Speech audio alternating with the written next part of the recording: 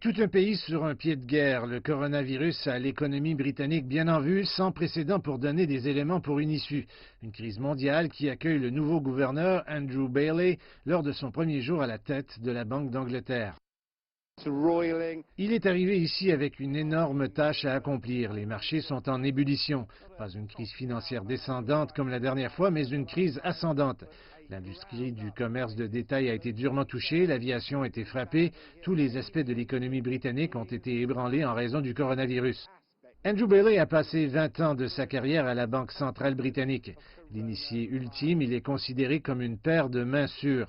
Il a promis d'agir rapidement afin d'éviter d'éventuels dommages à long terme à l'économie britannique. Et c'est pourquoi vous avez vu une action rapide la semaine dernière. C'est pourquoi vous verrez à nouveau une action rapide lorsque nous en aurons besoin. Le public peut en être assuré. Déjà, les économistes pensent que la Banque d'Angleterre pourrait encore réduire ses taux d'intérêt et reprendre un programme de relance complexe appelé assouplissement quantitatif.